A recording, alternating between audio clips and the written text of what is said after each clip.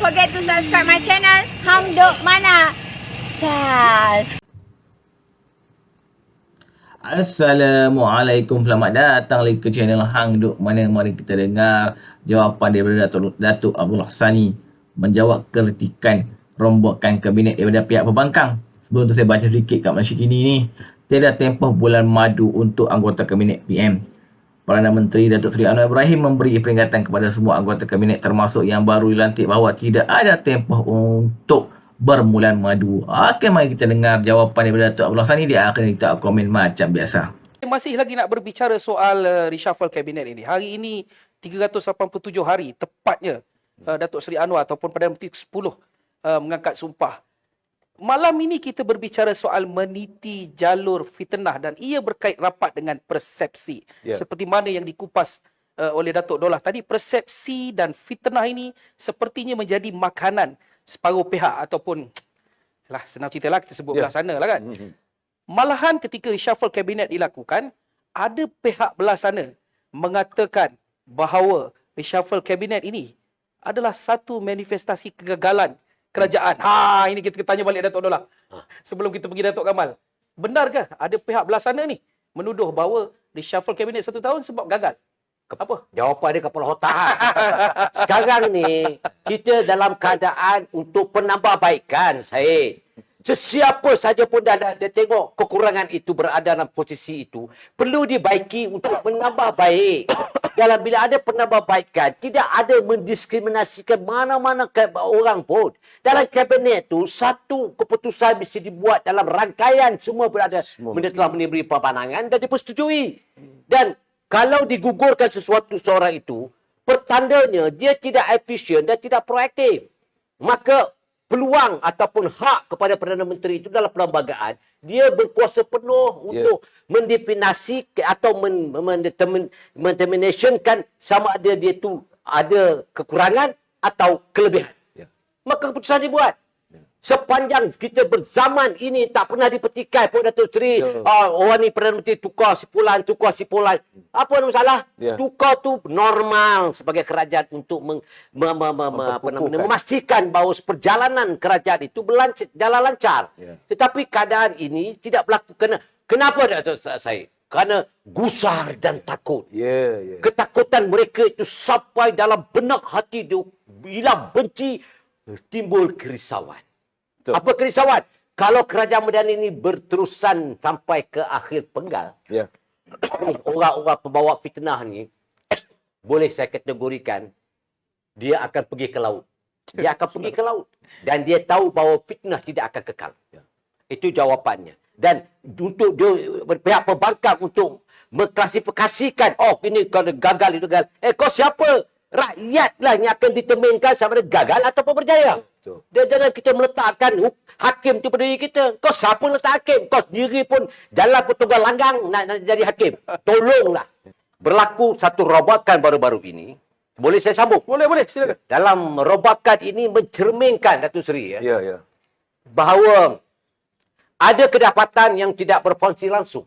Ada yang lembik, ada yang tegas, ada yang kuat, proaktif, ada yang boleh dikategorikan sebagai meleleh lah, bahasa utara panggil lah. Jadi saya menampakkan bahawa peluang kali kedua ini, ini peluang kali kedua untuk membuktikan. Sebagai contohnya, satu kabinet itu dilantik 3 yang berfungsi dalam satu direction. KDN, digital dan juga penerangan. Itu telah dirangkumkan dalam membentuk satu wadah pasukan. Kalau lagi keadaan itu tidak bermaya dan lembik, saya sedih kerana peluang kedua ini diberikan untuk memperkuatkan kerajaan perpaduan. Kerana tema pada pembicaraan kita pada hari ini ialah berkonsep kepada fitnah. Jadi ini juga menjadikan satu renungan yang perlu diwujudkan. Saya dah bercakap lama dah, Datuk Seri. Kementerian ini perlu ada jabatan pendawaan. Fitnah berlaku berluasa. Pembakul-pembakul fitnah ini telah merosakkan akidah, merosakkan kemasyarakatan kita. Mengapa tidak diambil tindakan begitu lembek dan begitu lemah untuk diambil keputusan? Dan mereka berleluasa, begitu megah, begitu garang bicara soal fitnah. Dan sebagai contohnya, baru ni bila Datuk Seri Zaid Amidi ada dioperationkan, bukan apa pun operation minor je, tapi dia punya cerita dia 6 bulan habis pertukaran aku dah UMNO akan melakukan satu perubahan yang dia tiba-tiba datang pula satu orang yang telah digantung dikatakan bakal Perdana Menteri. Apa punya sial pun aku tak tahu.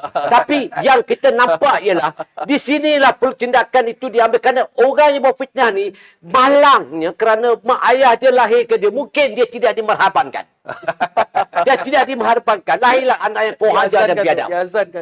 Ya, mungkin berlaku begitu. Saya sedih kerana memalukan mak ayah dia pembawa fitnah-fitnah ni. Boleh dinamakan semua yang mereka membawa fitnah. Bukan main lagi kalau bercakap. Seolah-olah negara ini sudah dirosakkan oleh kerajaan perpaduan. Dasar Madani diperlekehkan. Dan diambil naratif yang merupakan mensosangkan polisi yang sebenar dalam Madani itu sendiri.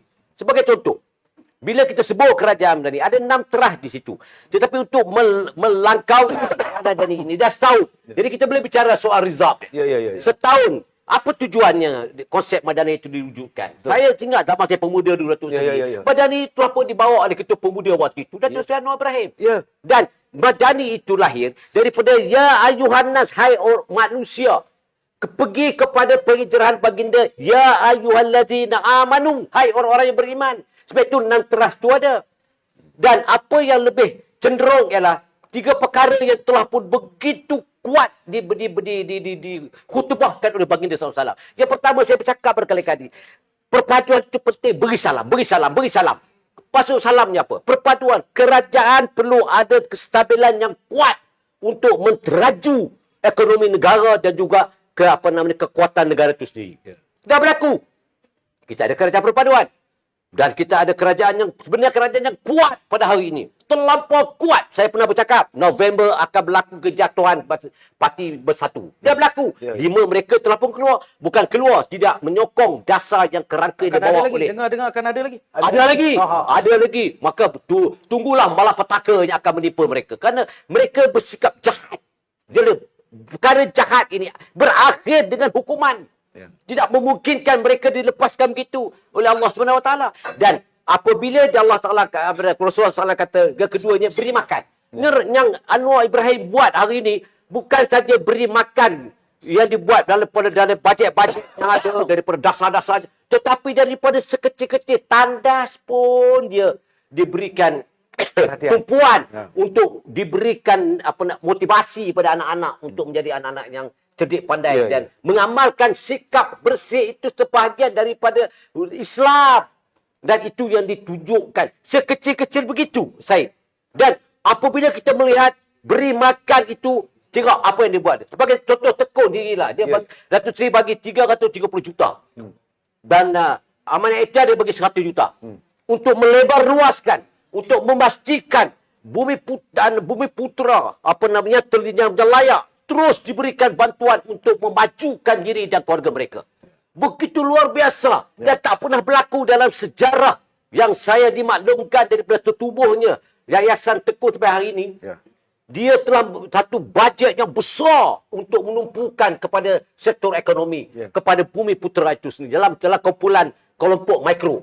Dan ianya telah dibuat begitu kecil, sekecilnya pun dia telah memfokuskan untuk diangkat martabat dan darajat ummah. Dan ini yang berlaku. Apakah ini mengizinkan serangan dan fitnah itu dilakukan pada Datuk Seri Anwar Ibrahim dan rangkaian perpaduannya ada. Sebab itu bila saya tengok daripada berlakunya setahun itu, contohnya kes DNA, saya nak ungkit balik ni sebab benda ni akan berlaku lagi ni. Zaman itu, pada waktu itu, banyak kelompongan yang berlaku dalam Dewan. Kesosangan dalam peraturan mesyuarat. Dalam waktu itu dibentangkan bajet separuh penggal. Itu bajet itu mengikut Ibu Akta 361. 368 tidak mengizinkan sesiapa membicarakan soal agung, hukum daripada sultan yang di pertuan, termasuk hakim-hakim. Tidak boleh dibahaskan dalam Dewan. Keputusan hakim tidak boleh Ya, dibahaskan. tidak boleh dipertikaikan dalam Dewan. Ya. Mana mungkin boleh diizinkan. Tetapi kecelakaan mindanya pada Dewan itu telah memulakan episod menyerang Datuk Seri Zahid Hamidi. Sedangkan hak Datuk Zahid Hamidi itu diketahui tidak relevan langsung. Pertuduhan yang dikenakan itu dengan dua syarat. Saya berani bercakap begitu sebab dia sendiri yang mengaku. Ya. Dia kata kalau Datuk Zahid tidak membubarkan UMNO, tidak akan diambil. Dan ia berlaku. Dan dalam kerangka hukuman ataupun dakwaan yang dikena 87, tuan direct tengok, banyaknya, tetapi dalam isinya kosong. Pecahan saja. Pecahan dia amat menjijikkan. Tapi berlaku. Sebab dia in power. Ya. Tetapi bila hakim itu independen, Ya. apa berlaku? Betul. Dan inilah antara sebab yang DNA itu diberikan dilakukan di dalam mahkamah tinggi itu sebab tidak ada relevan langsung. Dan pendawaran dibuat dalam masa 48 jam. Ya, Dan pendakwa raya pun memberikan komen tidak ada relevan langsung dalam kes ini. Ya. Jadi fitnah ini berlegar di luar sana.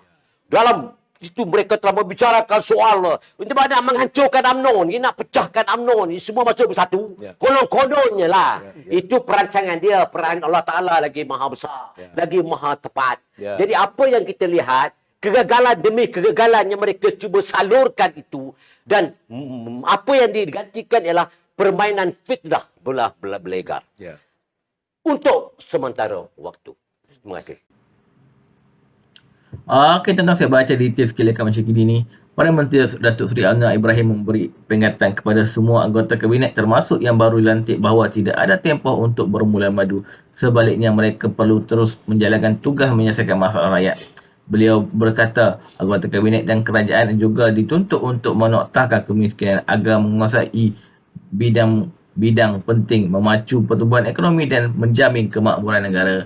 Okeylah, kita minta terutamanya lah sekarang ni Menteri Komunikasi dah menjawab lah tumahan-tumahan fitnah daripada pembangkang ni. Sebab kita nampak sekarang ni paling penting ni komunikasi lah supaya kita dapat menangkis serangan-serangan dari pihak pembangkang. Tak boleh biar saja. Okey, mari terus menyokong kerja Pembodan Datuk Anwar Ibrahim. Assalamualaikum.